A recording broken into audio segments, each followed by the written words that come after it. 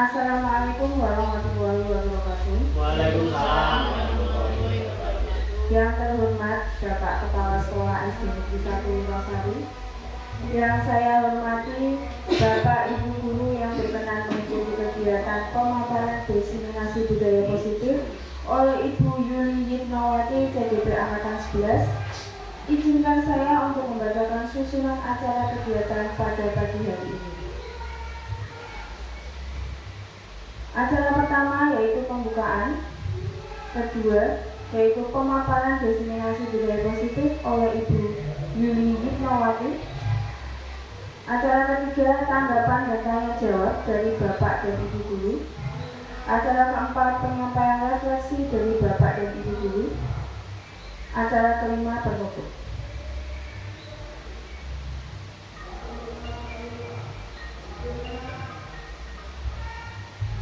Langsung saja kita mulai dari acara pertama yaitu pembukaan.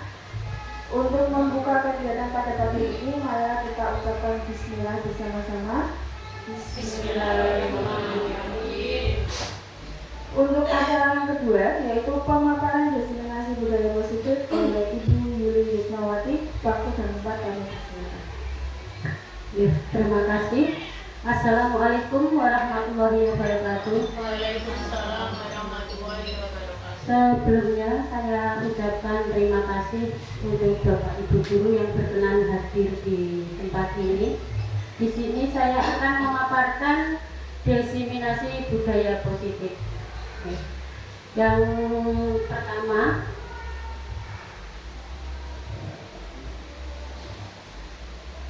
di sini ada soal atau ada pertanyaan-pertanyaan, ya. Setuju atau tidak nanti jawabnya. Untuk yang pertama, ya, hukuman dapat mendisiplinkan anak. Setuju apa tidak, Bapak Ibu Guru? Tidak. Tidak. Tidak setuju, ya, karena hukuman nanti kadang bisa menyakiti fisik maupun psikis siswa kita. Yang kedua, pemberian hukuman dengan hal positif seperti membaca atau membersihkan halaman sekolah dapat meningkatkan disiplin anak. Setuju atau tidak? Tidak, ya. Masih hukuman, ya. Ada yang setuju, ada yang tidak. Terus yang ketiga, memberi penghargaan dapat meningkatkan motivasi belajar anak. Setuju atau tidak? Tidak. Tuh, berikutnya, next. Terus ada yang bisa menjawab apakah budaya positif? Budaya positif itu apa? Menurut Bapak Ibu? Kebiasaan baik. Kebiasaan baik. Bagus. Budaya positif yang digabungkan kata-katanya, ya, banyak itu. Budaya positif adalah nilai-nilai dan kebiasaan-kebiasaan di sekolah yang berpihak pada peserta didik agar mereka dapat berkembang menjadi pribadi yang kritis, penuh hormat dan bertanggung jawab. Ya. Selanjutnya, perubahan paradigma. Coba Bapak Ibu Guru mengepalkan tangan, ya, seperti ini. Ya. Tangan ini ada misalnya, ya, ada secari kertas tapi yang sangat penting, ya, berharga untuk Bapak Ibu Guru semua. Ya, kita genggamnya erat-erat, ya, buatlah kepala yang erat, ya, sekuat tenaga agar tidak diminta orang lain karena itu sangat berharga untuk kita. Ya.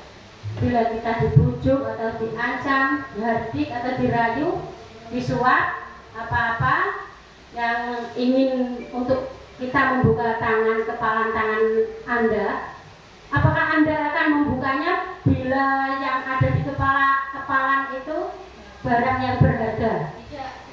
Tidak, ya. Dirayu juga tidak dibuka, ya. Tidak. Dibujuk, disuap, tetap digenggam, ya. Nah, itu adalah prinsip perubahan paradigma yang baik, ya, yang positif tadi. Selanjutnya, Untuk perubahan paradigma atau teori kontrol, yaitu teori pilihan, juga disebut ilusi kontrol.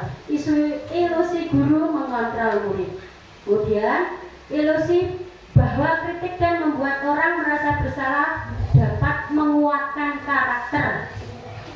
Selanjutnya, ilusi bahwa semua penguatan positif efektif dan bermanfaat. Kemudian, ilusi bahwa orang dewasa memiliki hak untuk memaksa. Ya, pastinya kita kalau dipaksa tidak mau, ya.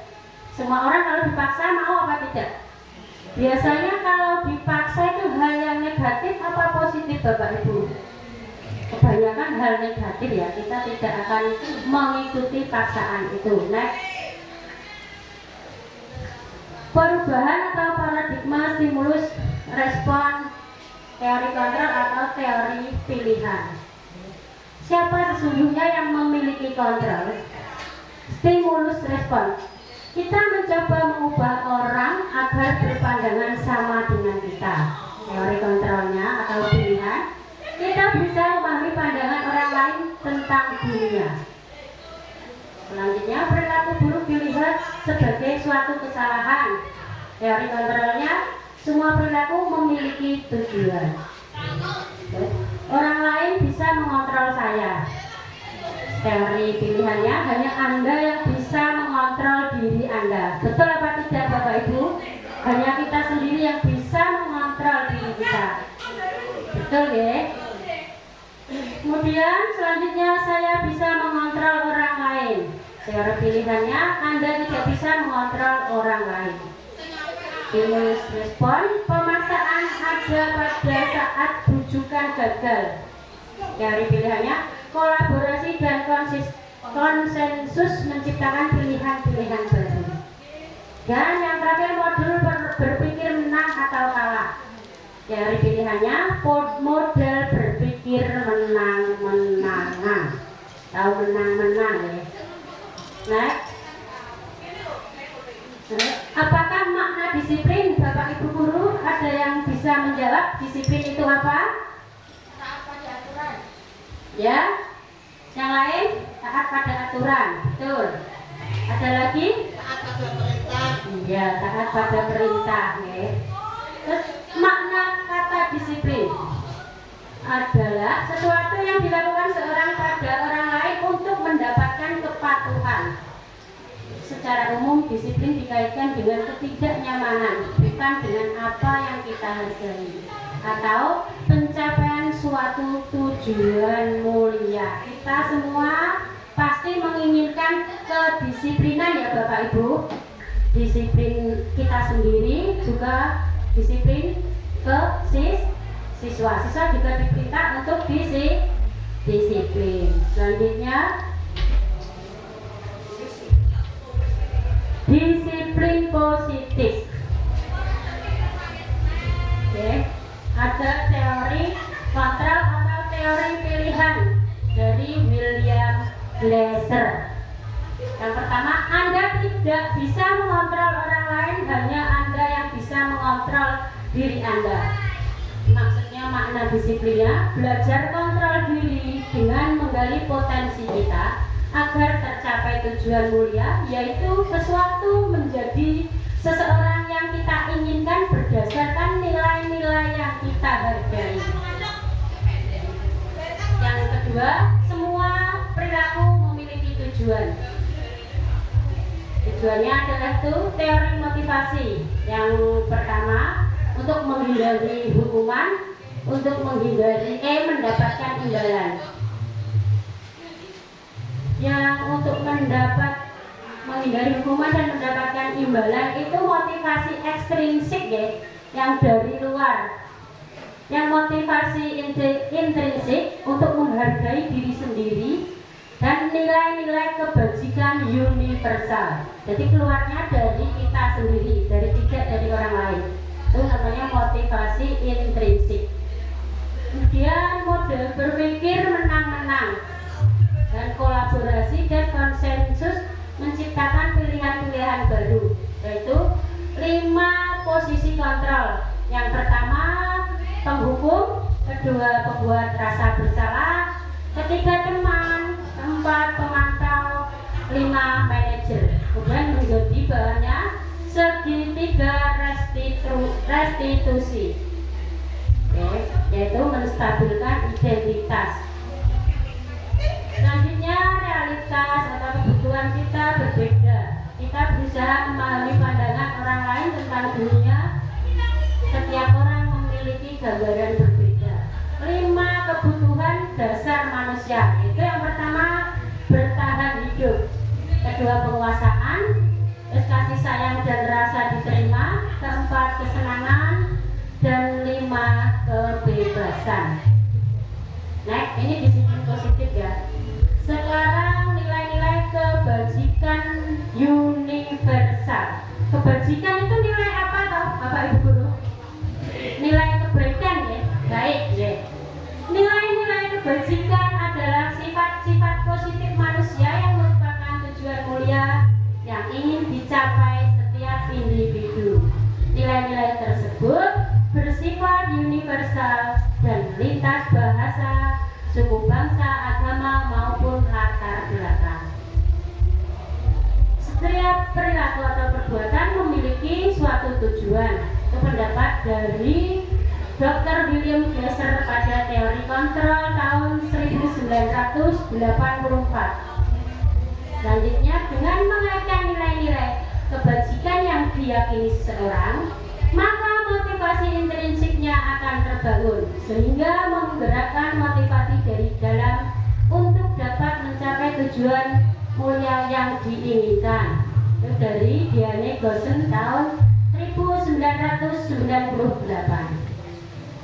Nilai-nilai kebajikan yang ingin dicapai oleh setiap anak Indonesia kita kenal dengan profil pelajar Pancasila, yaitu beriman, bertakwa kepada Tuhan Yang Maha Esa dan berakhlak mulia. Yang kedua, mandiri. Yang ketiga, bernalar kritis. Yang keempat, berkebinekaan global. Yang kelima, bergotong royong. Yang terakhir, keenam, kreatif. Oke, itu adalah nilai-nilai kebajikan yang dari profil pelajar Pancasila. Nyanyi yuk. Belajar Pancasila. Oh, berdiri dulu Bapak Ibu.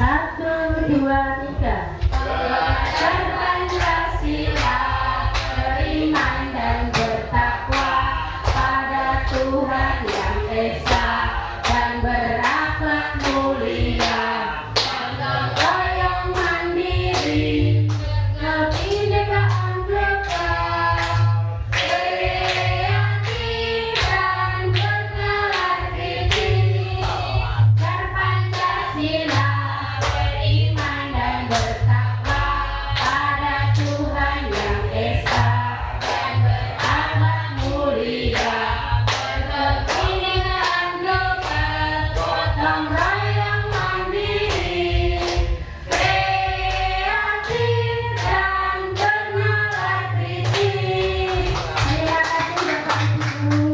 Enak ya? Yang selanjutnya, teori motivasi perilaku manusia. Yang pertama, untuk menghindari ketidaknyamanan atau hukuman, apa yang akan terjadi apabila saya tidak melakukannya? Oke, itu kalau hukuman maksudnya ke motivasi eksternal ya, dari luar.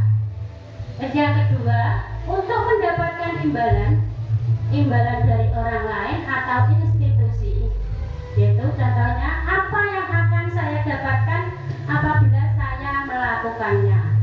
Itu juga motivasi eksternal. Yang ketiga, untuk menghargai diri sendiri. Kita butuh dihargai ya Bapak Ibu. Ya. Butuh apa tidak dihargai Bapak Ibu? Butuh. Kalau kita butuh berarti harus menghargai orang lain juga. Ya. Saya akan menjadi menjadikan orang yang seperti apa bila saya melakukannya. Itu motivasi internal yang menjadi tujuan disiplin positif. Nah, ini bulan Agustus pas ya, pas merdeka. Merdeka menurut Ki Hajar Dewantara. Ada semboyan Ki Hajar Dewantara. Apa saja Bapak Ibu Guru? Ing narsos ing tulodo, yang ing madya manungkasa tuturi hadrayani, yang artinya di depan memberi contoh, di tengah memotivasi, di belakang memberi dukungan. Itu adalah semboyan dari Ki Hajar Dewantara. Merdeka menurut Ki Hajar Dewantara yaitu tidak hanya terlepas dari perintah, akan tetapi juga cakap buat memerintah diri sendiri ya. Mengendalikan tadi motivasi intrinsik. Nah, ini ada tugas antara perbedaan hukuman dan konsekuen ya. Nanti dijawab yang pertama itu nanti hukuman atau konsekuensi ya. Bapak Ibu menjawab, memilih hukuman atau konsekuensi. Yang pertama, mencatat 100 kali di dalam buku kalimat, saya tidak akan terlambat lagi. Karena terlambat ke sekolah berarti hukuman atau konsekuensi? Hukuman. Terus yang kedua, lari mengelilingi lapangan basket 2 kali karena terlambat hadir ke sekolah. Nah, murid diminta untuk push up 15 kali karena tidak menggunakan masker ke sekolah. Nah, selanjutnya menggantikan kertas tugas teman yang telah dicoret-coret. Konsekuensi. Ya, konsekuensi. Yang berikutnya lagi, membersihkan tumpahan air di meja tulis karena tersenggol pada saat belajar. Konsekuensi. Selanjutnya, murid disuruh untuk mengenakan sepatu seharian di sekolah karena tidak mengenakan sepatu hitam. Hukuman. Terus yang terakhir, lari mengelilingi lapangan basket 2 kali karena terlambat 10 menit untuk pelajaran PJOK. Konsekuensi karena itu pelajaran PJOK atau olahraga ya. Jadi kalau lari mengelilingi lapangan basket itu seperti pemanasan. Jadi itu masuknya ke konsekuensi. Next, ini ya. Tadi Bapak Ibu guru betul semua. Oke, yang pertama hukuman, kedua hukuman, ketiga juga hukuman, keempat konsekuensi, hukuman, konsekuensi. Oke, lanjut. Sekarang perbedaan hukuman dan konsekuensi. Hukuman sesuatu yang menyakitkan harus terjadi. Konsekuensi sesuatu harus terjadi. Kalau konsekuensi itu tidak menyakitkan ya Bapak Ibu guru, sudah tertanam di diri kita. Oh, aku salah. Tidak hukuman tapi dari konsekuensi, bertanggung jawab. Yang kedua, membuat anak sakit fisik maupun hati untuk jangka waktu yang lama. Untuk konsekuensi, membuat anak merasa tidak nyaman dalam jangka waktu pendek. Selanjutnya, anak membenci kedisiplinan. Yang konsekuensi, anak menghargai disiplin. Hukuman ini sebuah paksaan. Kalau konsekuensi adalah stimulus atau tanggapan. Terus kalau hukuman itu mendorong anak menyakiti diri sendiri. Kalau konsekuensi itu mendorong anak agar mudah menyesuaikan diri. Hukuman konsep diri yang buruk, kalau konsekuensi konsep diri yang baik. Hukuman anak belajar untuk menyembunyikan kesalahan, kalau konsekuensi anak belajar untuk mematuhi peraturan. Hukuman rasa marah, rasa bersalah, dipermalukan, merasa tidak dihargai. Kalau konsekuensi kehilangan hak, dibuat tidak nyaman, diasingkan untuk sementara waktu. Oke, sekarang kita sampai ke restitusi. Restitusi adalah proses menciptakan kondisi bagi murid untuk memperbaiki kesalahan mereka sehingga mereka bisa kembali pada kelompok mereka dengan karakter yang lebih kuat.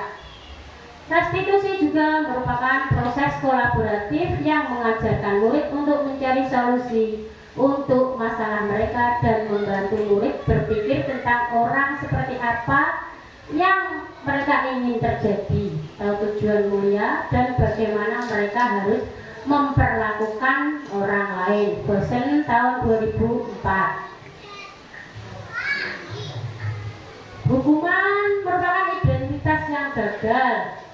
Identitas yang sukses pada disiplin yaitu konsekuensi dan restitusi. 9. Ciri-ciri restitusi. 1. Bukan untuk menebus kesalahan namun untuk belajar dari kesalahan.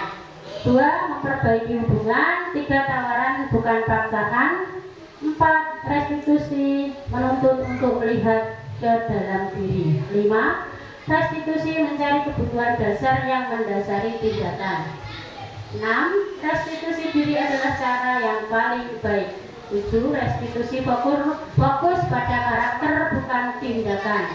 8. Restitusi fokus pada solusi. 9. Restitusi mengembalikan murid yang berbuat salah pada kelompoknya. Sekarang kita sampai ke keyakinan kelas. Mengapa tidak peraturan saja? Mengapa harus keyakinan kelas? Mengapa kita memiliki peraturan harus menggunakan helm bila mengendarai kendaraan roda 2? Mengapa Bapak Ibu? Biar aman. Untuk keselamatan. Terus yang kedua, mengapa kita memiliki peraturan 3M menggunakan masker, mencuci tangan dan menjaga jarak 1,5 meter? Mengapa kita memiliki peraturan 3M menggunakan masker, mencuci tangan dan menjaga jarak 1,5 meter, Pak Nardi? Jawabannya apa, Pak? Kenapa? Untuk apa? Untuk kesehatan kita. Oh ya, betul. Betul sekali kata Pak Nardi. Untuk kesehatan kita. Jadi untuk diri kita sendiri ya, bukan orang lain. Terus yang berikutnya, mengapa kita memiliki peraturan harus datang tepat waktu pada saat mengikuti pelatihan, Pak Budi? Biar disiplin. Karena untuk majunya suatu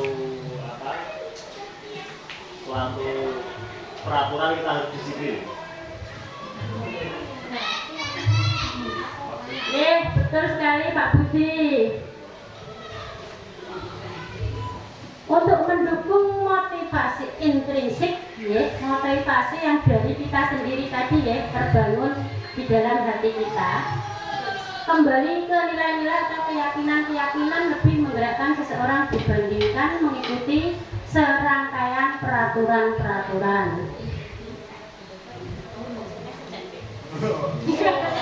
24 menit, 25 menit. Halo Pak.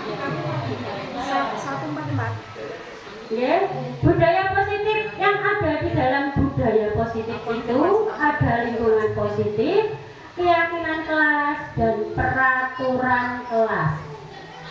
Ini adalah keyakinan kelas di SD saya kelas 2, yaitu disiplin, tugas harus bertanggung jawab, tertib, respek, dan kebersihan, juga dilarang membawa handphone. Bagaimana pembentukan keyakinan kelas? Bapak Ibu guru pernah membuat keyakinan kelas? Pernah. Kira-kira dibuat sebelum pembelajaran atau di awal semester atau di tengah atau akhir semester Bapak Ibu? Di awal. Bagaimana pembentukan keyakinan kelasnya itu? yaitu pertama lebih abstrak dari peraturan, berupa pernyataan universal, dibentuk dalam bentuk positif, ya? Bentuk dalam bentuk positif. Oh, dalam bentuk positif itu tidak boleh ada kata jangan, ya. Nanti kata jangannya itu bisa diganti yang nah, misalnya contohnya jangan buang sampah sembarangan, ya. Diganti ya, itu negatif. Bagusnya diganti yang positif bagaimana Bapak Ibu? Iya, buanglah sampah pada tempatnya. Kalimatnya positif ya. Iya, kalimatnya itu positif. Kalau negatif yang pakai jangan itu Pak. Ya. Tidak boleh, tidak itu negatif. Dilarang. Dilarang itu juga termasuk bentuk kata negatif. Dilarang merokok. Ya, dilarang merokok. Ya. Berarti yang benar apa Pak? Dilarang merokok. Itu kan kalau di rumah sakit itu kan dilarang merokok di sini. Makanya berarti harusnya merokoklah di situ. Oh, iya. Nggak ada kata dilarang ya? Harusnya ada positifnya, harus ada negatifnya. Merokoklah di situ. Oh iya. Itu ada bukan dilarang merokok di situ. Ini yang maksudnya bukan tempat merokok. Iya. Ada area khusus merokok. Oh iya. Mungkin diganti itu Pak. Nah, dilarang merokok. Smoking area. Iya, smoking area tidak di tempat itu. Seperti area menyusui. Laktasi, tempat khusus Betul. ibu menyusui. Lanjut ya, sedikit saja agar mudah diingat ya. Kalimatnya jangan beda-beda, jangan banyak-banyak, sedikit tapi mudah diingat, mengenang ya. Terus selanjutnya sesuai dengan kondisi kelas dan sekolah agar mudah diterapkan. Kalau di pedesaan, di perkotaan pasti berbeda ya kondisi kelasnya, jadi harus dibedakan. Terus yang terakhir, semua warga kelas atau sekolah dilibatkan dalam pembentukan keyakinan kelas. Berarti yang bentuk keyakinan kelas itu siapa dan siapa Bu? Bapak Ibu? Semua ya, guru dan murid. Terus murid dan murid. Kalau guru dan murid tak nggak bisa jalan Pak, Bapak Ibu. Harus juga dengan kerjasama murid dan murid. Warga sekolah. Ya, warga kelas. Kelas dulu Pak, nanti sekolah bersama Bapak Ibu guru yang lain. Terus ini yang mana yang merupakan keyakinan kelas dan mengapa? Ya, yang peraturan dan keyakinan kelas. Next Pak. Ya ini ya tadi sama. Ini jawabannya. Selalu kembalikan buku ke tempatnya. Menjadi keyakinan kelas yang mana? Tanggung jawab. Dilarang mengganggu orang lain. Kalau kalimat keyakinan kelas, kalimatnya iya. Terus hadir sekolah 15 menit sebelum pembelajaran. Itu termasuk menghormati orang lain dan berkomitmen. Terus dilarang melakukan kekerasan. Itu termasuk keselamatan dan menghormati orang lain. Dilarang menggunakan narkoba. Kesehatan maksudnya bergantian atau menunggu giliran, itu menghormati orang lain dan bersabar. Gunakan masker, berarti maksudnya kesehatan dan keselamatan. Jangan berlari di kelas atau koridor, maksudnya Gimana Bu ya? Jangan berlari di kelas. berlarilah di lapangan. Berjalanlah jika di dalam. Itu Pak G. Oh ya, makasih ya Pak masukannya. Berjalannya di dalam kelas. Karena pengen cepet Pak. Jalan ya. Ini wadah bunga. Kebutuhan dasar. Berjalan cepat. Ya, berjalan cepat adalah lari ya Pak. Kebutuhan dasar manusia dan dunia berkualitas. Nih, kebutuhan dasar manusia. ada belonging atau belonging. Nah, bahasa Inggris, kasih sayang dan rasa ingin diterima. Terus selanjutnya fun atau kesenangan. Yang keempat power atau penguasaan. Yang keempat freedom atau kebebasan. Itu adalah kebutuhan dasar survival, bertahan hidup. Itu adalah kebutuhan dasar manusia ya Bapak Ibu. Nah, 5 posisi kontrol. 5 posisi kontrol dalam restitusi yaitu penghukum, pembuat rasa bersalah, teman, pemantau, dan manajer.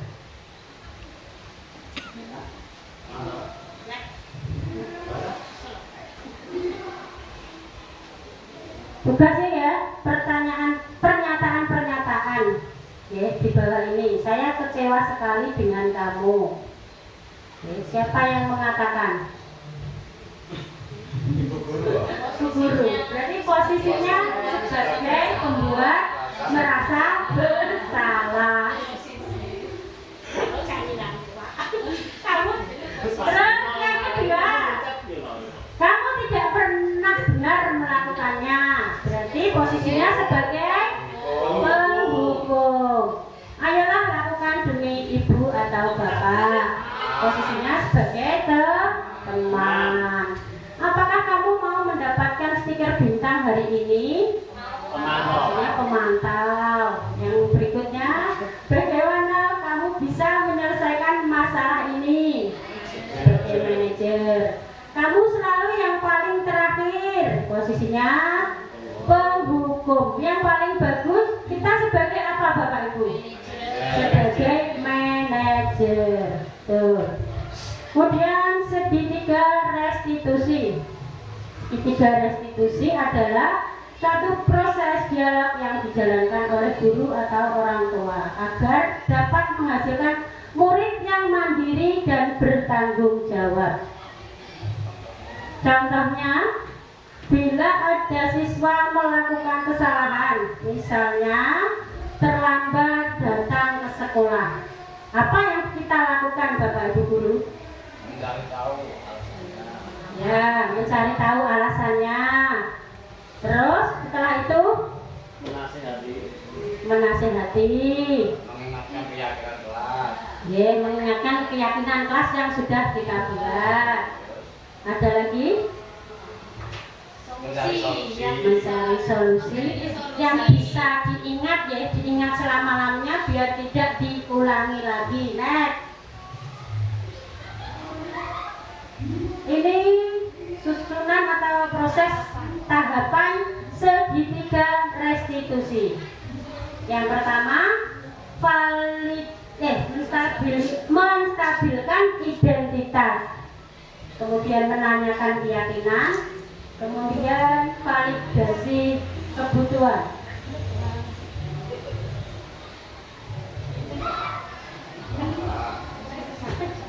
Next.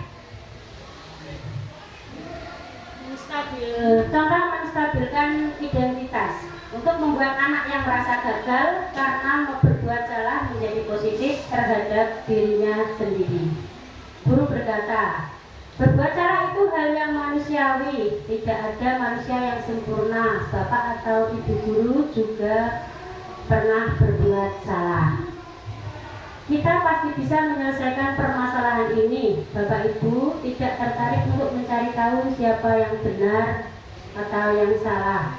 Bapak Ibu lebih tertarik untuk menyelesaikan masalah. Kalau kamu menyalahkan dirimu sendiri terus-menerus, apakah kamu bersikap baik pada dirimu sendiri? Itu adalah contoh dari menstabilkan identitas. Nah, kemudian yang kedua, validasi kebutuhan. Pada dasarnya setiap tindakan manusia tujuannya adalah memenuhi kebutuhan dasar. Apakah itu penguasaan, kebebasan, kasih sayang, dan rasa diterima, kesenangan, atau bertahan hidup. Contohnya, guru berkata, kamu bisa saja akan melakukan hal yang lebih buruk, tapi kamu tidak melakukannya. kamu pasti punya alasan mengapa melakukannya. Apa yang penting bagi kamu? Terus, apakah kamu bisa melakukan dengan lebih baik besok lagi? Terus yang ketiga itu menanyakan keyakinan, ya. Keyakinan kelas yang sudah kita buat tadi ya Bapak Ibu, ditanyakan untuk mengingatkan ke siswa yang melanggar keyakinan kelas atau melakukan kesalahan tadi. Apa nilai yang kita percaya di kelas atau di sekolah kita? Terus nilai-nilai universal apa yang telah kita sepakati? Kelas ideal itu yang seperti apa dan kamu ingin jadi anak yang seperti apa? Apa yang kamu rasakan? Ketika kamu melakukan itu, kamu menjadi orang yang seperti apa? Jadi ini ada studi kasus yang menangis karena bertengkar dengan siswa lain. Nah, terus saya tanyakan apa yang dapat kamu lakukan untuk menyelesaikan kasus Yuna. Iya, Yuna ada yang menangis, yang bertengkar tadi Pak. Yang ini Iya. jelaskan dulu tadi. Lalu Yuna.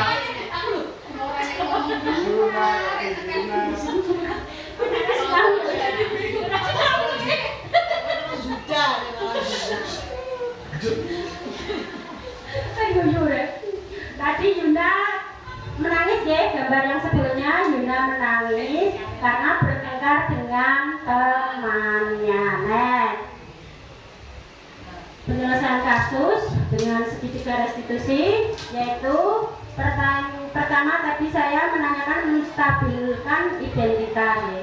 Saya menanyakan alasan-alasan kenapa bisa bertengkar.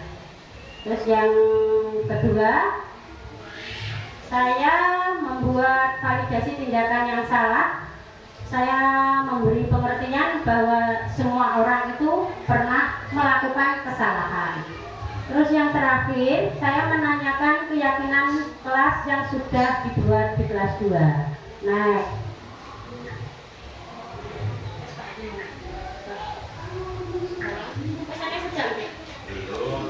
tiga delapan. Kesimpulan pada hari ini, sebelum kita dapat menerapkan disiplin pada peserta didik kita, maka hal pertama yang harus kita rubah adalah cara berpikir dan pemikiran serta kesadarannya. Anak akan melakukan tindakan positif berdasarkan kesadarannya, bukan karena dipaksa. Kemudian, tidak ada anak yang nakal karena tindakan mereka sebenarnya mengacu atas 5 dasar kebutuhan hidup mereka. Tugas kita adalah mengontrol dan mengarahkan ke hal yang lebih positif. Kemudian saat anak melakukan tindakan yang negatif, bukan dihukum tapi menggiring anak untuk melakukan introspeksi atas perbuatannya. Yang terakhir, ketika anak sudah membuat keyakinan kelas, maka mereka akan dengan sadar melakukannya, dan saat keyakinan itu dilanggar, maka mereka juga akan dengan senang hati untuk menerima akibatnya. Oke. Cukup sekian, terima kasih. Bila ada tanya jawab atau tanggapan dari Bapak Ibu, monggo.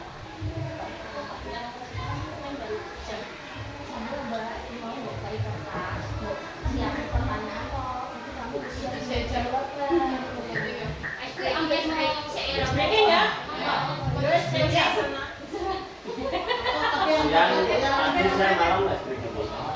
Ya, semangat.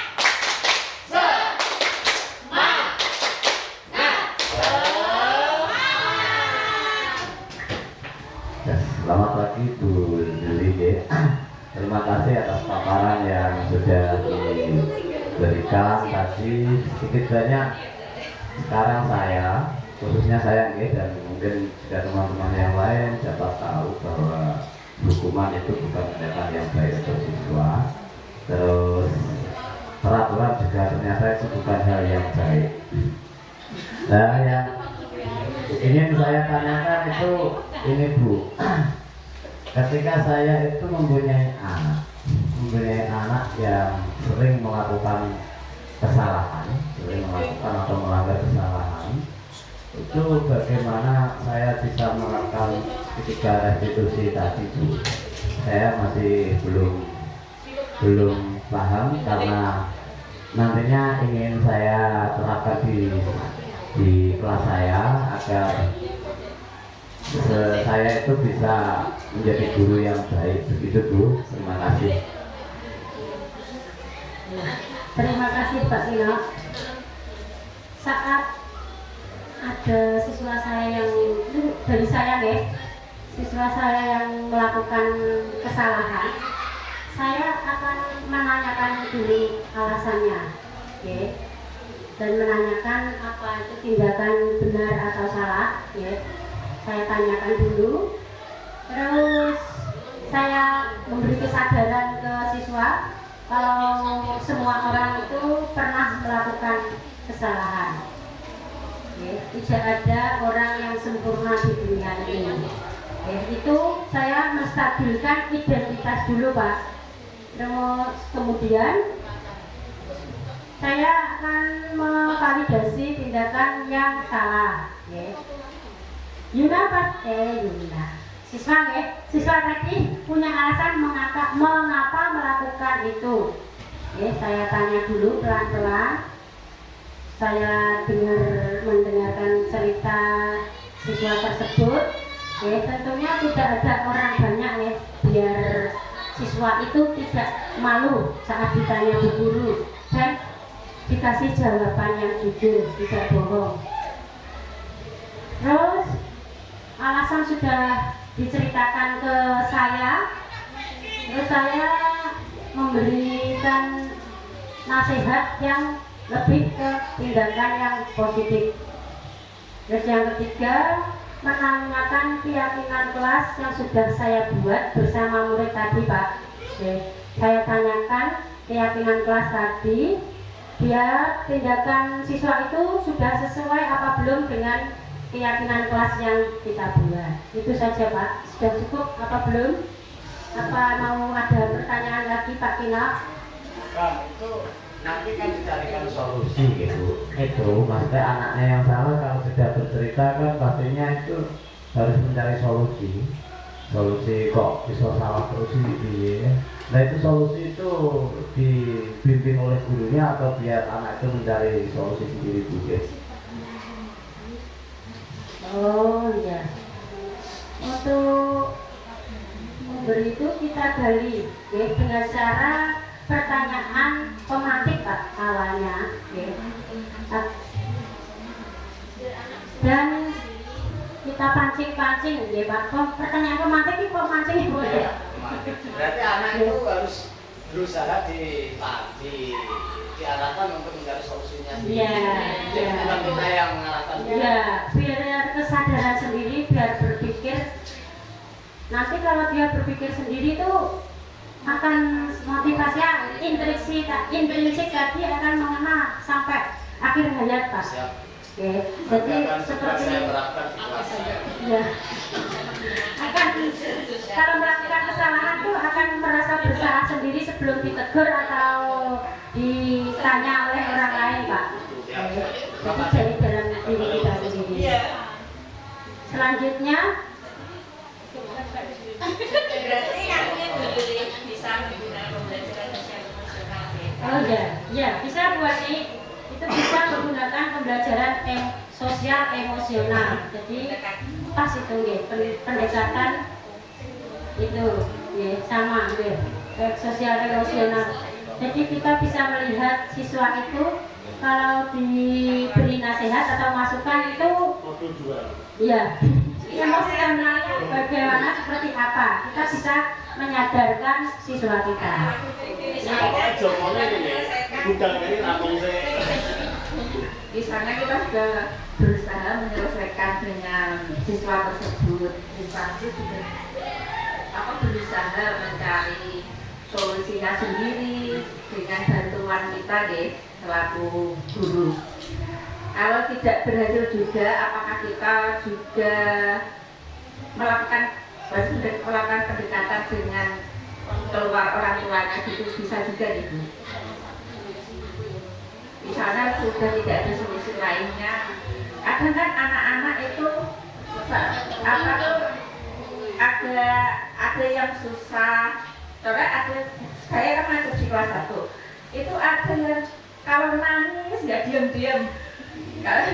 Maunya sama orang tuanya ditelepon dulu baru diam. Ada yang seperti itu. Berarti kan kita juga melakukan pendekatan dengan orang tua juga, gitu. Oke. Kolaborasi dengan orang tua, gitu. Oke.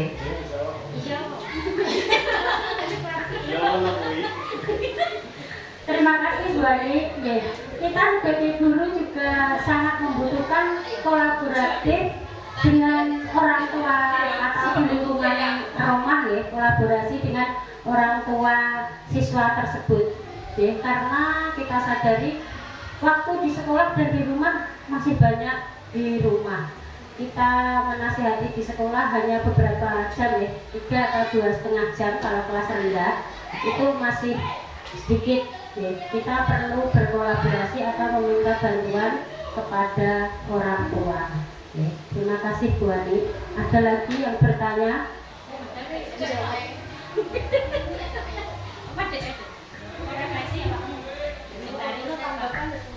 Monggo Bu Tari.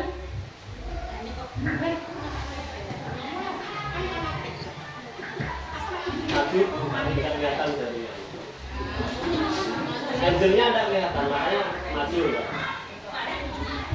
Anu tuh masih kamera. Baik, sebelumnya terima kasih Bu Yuli, tadi paparannya luar biasa yang sudah disampaikan, begitu memberikan pemahaman kepada kami apa itu tentang budaya positif di sekolah. Yang mungkin yang ingin saya tanyakan hanya sederhana Bu, kita kan sebagai guru biasanya kita yang memberikan contoh, kita yang memberikan tauladan di sekolah. Nah, budaya positif di sekolah itu memang biasanya kan sudah ada, tetapi terkadang ada anak yang memang tidak bisa membiasakan diri di dalam penerapan budaya positif. Nah, ketika kita menemukan hal seperti itu, tadi kan Bu Yuli mengatakan kita bisa melakukan melalui pendekatan segitiga restitusi, gitu ya Bu. Namun kalau saya itu pernah mengalami Bu begini, jadi ada anak itu dia tidak masuk sekolah sampai bahkan berhari-hari, bahkan hampir 1 bulan. 1 bulan ya Bu ya. Dan ketika kita mau memanggil anaknya kan anaknya memang tidak mau ya, karena dia takut, karena kan kalau tadi Bu Yuli menyampaikan segitiga restitusi kita harus mendekati anaknya, kita ajak bertemu berdua, tidak boleh di dalam kelas gitu ya, tadi kan disampaikan begitu, kita harus berdua, benar-benar intimate berdua. Namun anak ini justru kan biasanya anak kan ketakutan terlebih dahulu ketika wah dipanggil Bu Guru gitu ya. Kayak kita dulu kalau anak-anak kan biasanya dipanggil Bu Guru gak angkat tahu itu biasanya kan gak masuk. Nah itu cara apa yang sebenarnya yang paling efektif lah kalau kita bisa lakukan gitu, contoh saja sebenarnya mungkin Bu. Terima kasih Bu Tari. Mungkin langkah pertama yang saya lakukan karena tidak masuk 1 bulan, saya akan mendatangi rumahnya, kunjungan ke rumahnya, menanyakan alasannya kenapa tidak masuk selama 1 bulan. Terus pendekatannya itu mungkin saya juga akan menanyakan ke orang tuanya penyebabnya apa, datang ke rumah tadi.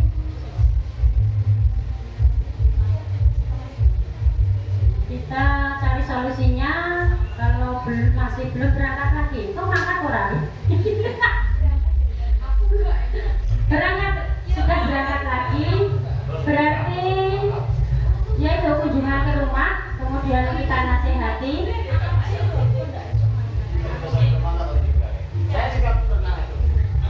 Nah, itu jawaban saya Bu, mungkin kunjungan ke rumah dan menasihati.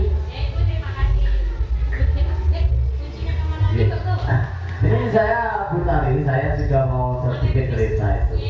Saya dulu di SD, di kelas saya itu punya siswa namanya Dani. Kelas 2 itu dia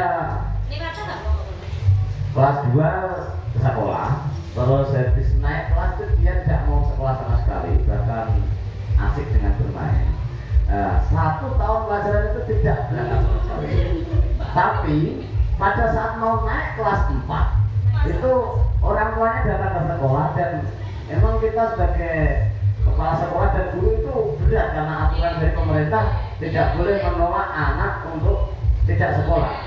Jadi di situ terjadi sedikit apa itu namanya dilema. Nah, dilema. Nah, di situ akhirnya juga langsung naik ke kelas 4. Jadi kelas 3-nya tidak terlewati, langsung buka kelas 4. Nah, untungnya tidak ada tidak ada anak-anak lain yang meniru seperti itu.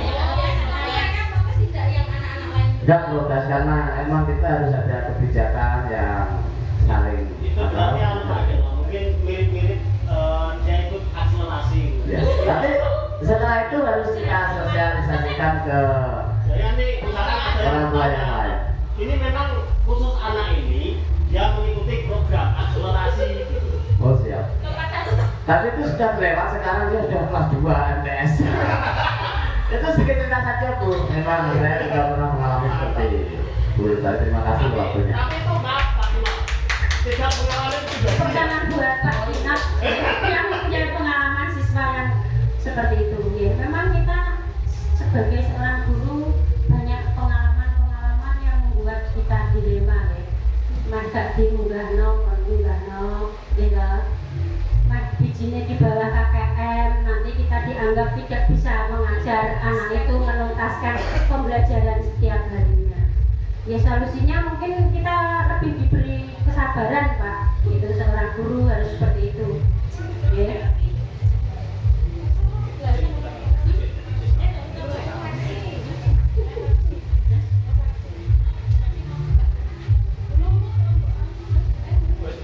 Monggo refleksi Ibu Dewi. Assalamualaikum warahmatullahi wabarakatuh. Terima kasih waktunya Bu Yuli. Di sini saya akan menyampaikan refleksi saya pada hari ini. Saya mengucapkan terima kasih sekali kepada Bu Yuli hari ini dengan pemaparannya yang sangat jelas, sehingga saya dan teman-teman jadi tahu tentang apa itu budaya positif yang semula mungkin kita beranggapan bahwa dengan kita menghukum anak itu akan jadi disiplin. Dengan kita memberi hadiah, anak akan menjadi baik, jadi nurut. Nah, dulu seperti itu ya Bapak Ibu. Tapi dengan pemaparan hari ini ternyata motivasi itu asalnya dari dalam diri. Ketika motivasi itu datangnya dari luar, itu tidak akan bertahan lama. Dan motivasi-motivasi dari luar, terutama yang bentuknya hukuman, itu akan meninggalkan luka fisik dan luka mental bagi anak, yang itu akan bisa bertahan selama hidupnya. Jadi dengan demikian budaya positif itu adalah tujuan utamanya adalah untuk membentuk motivasi yang lahir dari dalam diri kita, dari dalam diri anak, sehingga kita bisa menyadari ketika kita melakukan sebuah kebaikan itu adalah untuk dirinya sendiri, bukan untuk kita. Kemudian kita juga belajar tentang posisi kontrol dari yang teman, pemantau, dan posisi terbaik adalah sebagai apa tadi Bapak Ibu? Ya, sebagai manajer. Kemudian ketika kita menghadapi anak yang melakukan pelanggaran, kita melakukan yang namanya restitusi untuk menggali solusi yang timbul dari dalam diri anak atau motivasi intrinsik tadi. Kemudian membuat keyakinan kelas, keyakinan yang disusun tidak hanya oleh guru, tetapi ketika menyusun keyakinan kita juga harus melibatkan anak, sehingga semua kesepakatan itu lahir dari semua warga kelas, tidak hanya inisiatif dari guru saja, sehingga semua warga kelas itu bertanggung jawab untuk melaksanakan apa yang sudah disepakati. Terima kasih sebesar-besarnya untuk Bu Yuli untuk ilmu yang diberikan hari ini. Semoga apa yang Bu Yuli sampaikan mendapat pahala dari Allah yang sebesar-besarnya.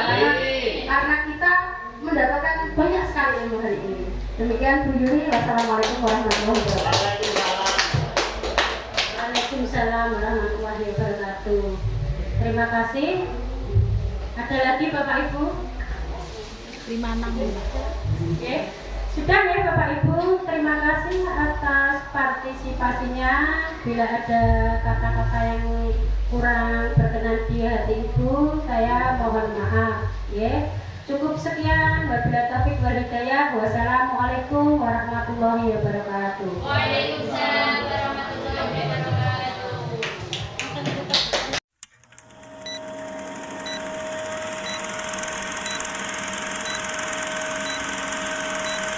Siapa dan siapa Bu? Bapak Ibu. Semua ya, guru dan murid. Terus murid dan murid. Kalau guru dan murid tak nggak bisa jalan Pak, Bapak Ibu. Harus juga dengan kerjasama murid dan murid. Warga sekolah. Ya, warga kelas. Kelas dulu Pak, nanti sekolah bersama Bapak Ibu guru yang lain. Oh.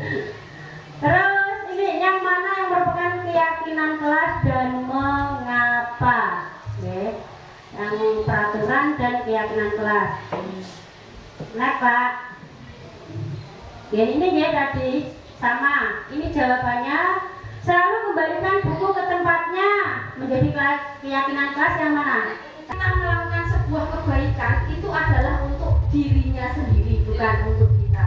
Kemudian kita juga belajar tentang posisi kontrol dari yang teman, pemantau, dan posisi terbaik adalah sebagai apa tadi Bapak Ibu? Ya, sebagai manajer. Kemudian ketika kita menghadapi anak yang melakukan pelanggaran, kita melakukan yang namanya restitusi untuk menggali solusi yang timbul dari dalam diri anak atau motivasi intrinsik tadi. Kemudian membuat keyakinan kelas, keyakinan yang disusun tidak hanya oleh guru, tetapi ketika menyusun keyakinan kita juga harus melibatkan anak, sehingga semua kesepakatan itu lahir dari semua warga kelas, tidak hanya inisiatif dari guru saja, sehingga semua warga kelas itu bertanggung jawab untuk melaksanakan apa yang sudah disepakati. Terima kasih sebesar-besarnya untuk Bu Yuli untuk ilmu yang diberikan hari ini. Semoga apa yang Bu Yuli sampaikan mendapat pahala dari Allah yang sebesar-besarnya, karena kita mendapatkan banyak sekali ilmu hari ini. Demikian Bu Yuli. Wassalamualaikum warahmatullahi wabarakatuh. Waalaikumsalam warahmatullahi wabarakatuh. Terima kasih. Ada lagi Bapak Ibu? 56. Oke. Sudah ya Bapak Ibu, terima kasih atas partisipasinya. Bila ada kata-kata yang kurang berkenan di hati Ibu, saya mohon maaf. Ya. Cukup sekian. Wabillahi taufiq wal hidayah. Wassalamualaikum warahmatullahi wabarakatuh. Waalaikumsalam warahmatullahi wabarakatuh.